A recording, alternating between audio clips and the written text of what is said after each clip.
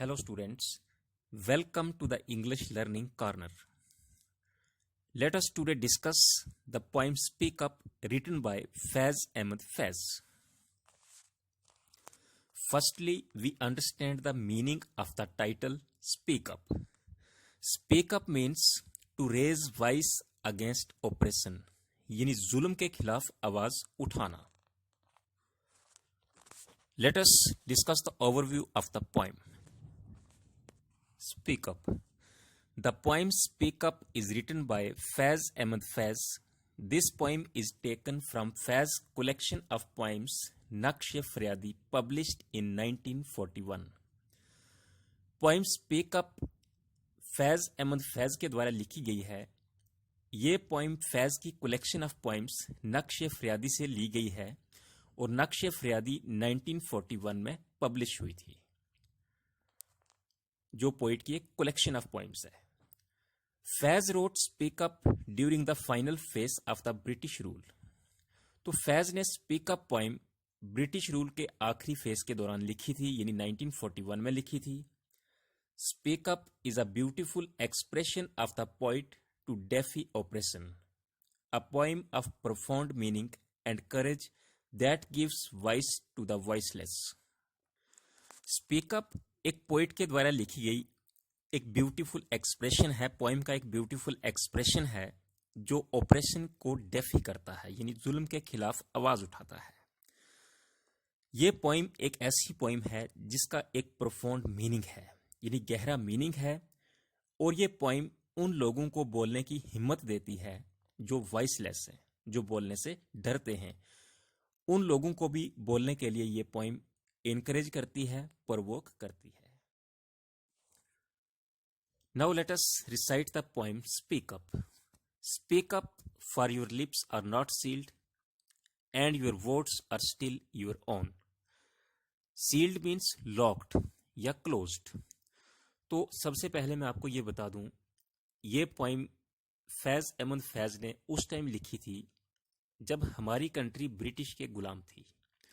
तो फैज अहमद फैज का ये पोइम लिखने का मकसद ये था कि इंडिया के लोगों के अंदर एक जोश पैदा किया जा सके, जिससे लोगों के अंदर एक जोश पैदा हो और लोग अंग्रेजों के खिलाफ प्रोटेस्ट करें, अपनी आज़ादी पाने के लिए लड़ें, और ब्रिटिशर्स जो हैं वो यहाँ से मजबूर होके हमारी कंट्री को छोड़ के चले जाएं और हमारी कंट्री एक इंडिपेंडेंट कंट्री बन जाए. तो फैज अहमद फैज कहते हैं स्पीक अप, यानी कह दो, जो तुम्हें कहना है वो कह दो, क्योंकि तुम्हारे होंठ किसी ने सीले हुए नहीं है. कि ऐसा नहीं है कि तुम्हारे होंठ सीले हुए हैं और तुम ब्रिटिश के खिलाफ नहीं बोल सकते, जो ब्रिटिशर लोग हैं उनके खिलाफ नहीं बोल सकते. और वो कहते हैं and your words are still your own, और बोलने के लिए तुम्हारे पास अपने वर्ड्स हैं, यानी बोलने के लिए तुम्हें किसी से वर्ड्स उधार लेने की जरूरत नहीं है. तुम्हारे पास अपने वर्ड्स हैं, इसलिए तुम बोलो. ना तो तुम्हारे होंठ किसी ने सिले हुए हैं और ना ही तुम्हें किसी से वर्ड्स लेने की जरूरत है. तुम्हारे अपने वर्ड्स हैं और ब्रिटिश के खिलाफ बोलो, जो कहना है कह दो. This upright body is yours, Speak while your soul is still your own. Upright means straight. तो यहां पोइट कहते हैं कि देखो, तुम्हारे पास एक अपराइट बॉडी है, यानी स्ट्रेट बॉडी है. यानी कहने का मतलब तुम अभी जवान हो, तुम अपने पांव पर खड़े हो सकते हो, तुम्हारी बॉडी में अभी इतनी हिम्मत है कि वो अपने बलबूते पे खड़ी हो सकती है. Speak while your soul is still your own, यानी कह दो अभी तुम जिंदा हो, यानी तुम्हारी बॉडी के अंदर सोल है, अभी आत्मा है, अभी रूह है, अभी तुम जिंदा हो, इसीलिए जो कहना है वो कह दो. यानी अंग्रेजों को साफ साफ कह दो कि तुमने हमारी कंट्री को गुलाम बनाया हुआ है, तो तुम क्या करो, हमारी कंट्री को छोड़ के चले जाओ, हमें इंडिपेंडेंट दे दो. Look there in that smithy, its red oven fires flames. Smithy means a blacksmith's workshop, यानी लोहार की दुकान. Oven means fireplace, fires means violent. तो इस स्टैंजा में पोइट ने सिंबॉलिक लैंग्वेज का यूज किया है, यानी मेटाफॉर्स यूज किए हैं. तो मेटाफॉर मैंने आपको फर्स्ट पॉइंट प्रेयर में भी समझाए हुए हैं, वहां मैंने डेफिनेशन भी दी हुई है। मेटाफॉर में क्या होता है कि यानी कंपैरिजन किया जाता है। तो इस स्टैंजा में पोइट ने आजादी के लिए लड़ाई को लोहार की भट्टी के साथ, लोहार की दुकान के साथ कंपेयर किया है। तो उसी तरीके से पोइट कहते हैं, फैज अहमद फैज लिखते हैं कि देखो लोहार की भट्टी में देखो, लोहार की भट्टी जो है इसका चूल्हा लाल हो गया है और इससे तेज लपटें उठ रही हैं। तो लेकिन उन्होंने कंपेयर किया है कि इंडिया की आज़ादी की लड़ाई जो है वो लोहार की भट्टी की तरह गर्म हो गई है। जैसे लोहार की भट्टी गर्म होकर लाल हो जाती है, वैसे इंडियन लोग जो हैं वो इमोशनल हो गए हैं और वो अपनी इंडिपेंडेंस के लिए लड़ाई लड़ रहे हैं। फायर फ्लेम्स होता है यानी आग की लपटें। तो यहाँ पे पोइट ने कंपेयर किया है fire flames means voices of protest, यानी जो अंग्रेजों के खिलाफ आवाजें उठ रही हैं उसके लिए कंपेयर किया है। तो पोइट यहाँ लिखते हैं कि देखो इंडिया की आज़ादी की लड़ाई लोहार की भट्टी की तरह गर्म हो गई है। तो इसमें अंग्रेजों के खिलाफ आवाजें उठना शुरू हो गई हैं। The padlocks are already opening their mouths and each fetter is scattering around. Padlocks means a small metal lock. Fetter means a chain for the feet, जो कैदियों को एक चैन जो है पाँव में पहनाई जाती है। तो फैज अहमद फैज यहाँ कहते हैं कि ताले जो हैं लोहार की भट्टी में पहुंचते ही मुंह खोलना शुरू कर देते हैं और वहां पे हर एक फेटर जो होती है, हथकड़ी होती है, जो पाँव के लिए शक्ल होती है, चैन होती है, वो भी पिघलना शुरू हो जाती है। यानी उनका कहने का मतलब ये है कि इससे पहले जो लोग चुप थे, अंग्रेजों के खिलाफ नहीं बोलते थे, उन्होंने भी मुंह खोलना शुरू कर दिया है। अब आज़ादी की लड़ाई के लिए जो अंग्रेजों ने हमारे ऊपर जंजीरें रखी हुई हैं, चैन्स फेंकी हुई हैं, अब वो पिघलना शुरू हो गई हैं, क्योंकि हर एक हिंदुस्तानी जो है वो सड़कों पे उतर गया है। Speak up now for time is running out. Faiz Ahmad Faiz Indian लोगों के अंदर जोश भरते हुए कहते हैं कि स्पीक अप नाउ, अब कह दो जो कहना है, यानी ब्रिटिश के अगेंस्ट तुम बोलो, क्योंकि टाइम जो है वो निकल रहा है। यानी वो यहाँ पे ये कहना चाहते हैं कि जिस तरीके से लोहार की भट्टी जब गर्म होती है तो हम कोई चीज बनवाने के लिए जाते हैं तो हमारा काम उसी टाइम हो जाता है।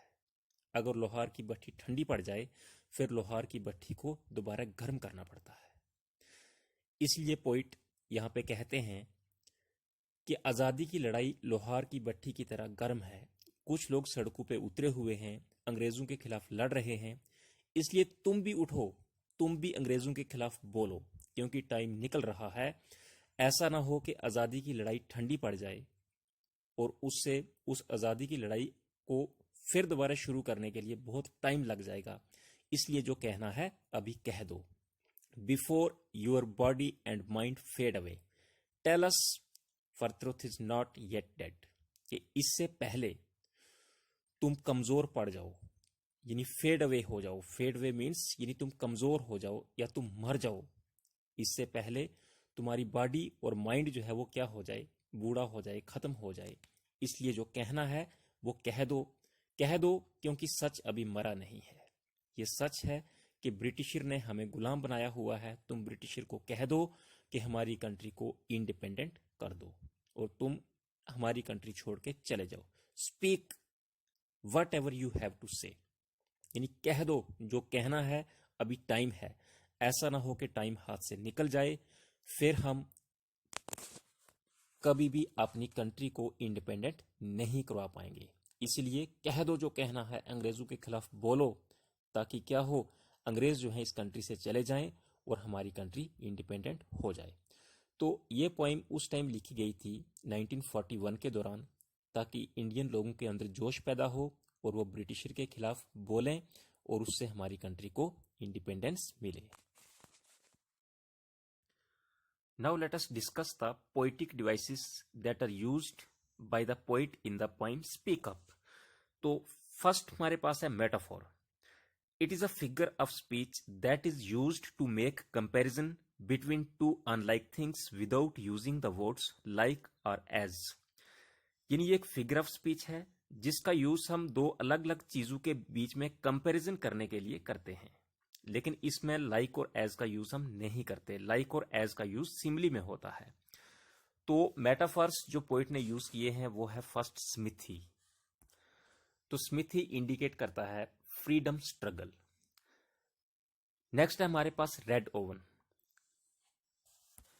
रेड ओवन का मीनिंग हो गया हीट ऑफ इंस्पिरेशन। सी है हमारे पास fires flames. Fires flames mean voices of protest, यानी जो अंग्रेजों के खिलाफ आवाजें उठ रही थी उसके लिए यूज किया फायर्स फ्लेम्स। तो डी है हमारे पास पैडलॉक्स एंड फैटर्स, यानी ताले और उसके साथ फैटर्स होता है चैन जो कैदियों के पाँव में पहनाई जाती हैं। तो ये इंडिकेट करती हैं स्लेवरी को, यानी गुलामी को, कि हम अंग्रेजों के गुलाम थे। तो नेक्स्ट पोएटिक डिवाइस जो पोइट ने यूज की है वो है इमेज। तो ये सेकंड स्टेंजा में से इमेज जो है वो ली गई हैं। An image is a mental picture or idea which forms in a reader's or listener's mind from the words they read or hear. तो इमेज एक मेंटल पिक्चर होती है या एक आइडिया होता है जो रीडर्स यानी पढ़ने वाले के या लिसनर्स या सुनने वाले के माइंड में फॉर्म होता है, बनता है। तो किन वर्ड से बनता है? जो वर्ड्स वो पढ़ते हैं या सुनते हैं। Following image have been used by the poet. ये कुछ इमेज हैं जो पोइट ने सेकंड स्टैंजा में यूज की गई है। तो इसमें ए है red oven, B fires flames, C the padlocks are already opening their mouth, and D each fetter is skating around.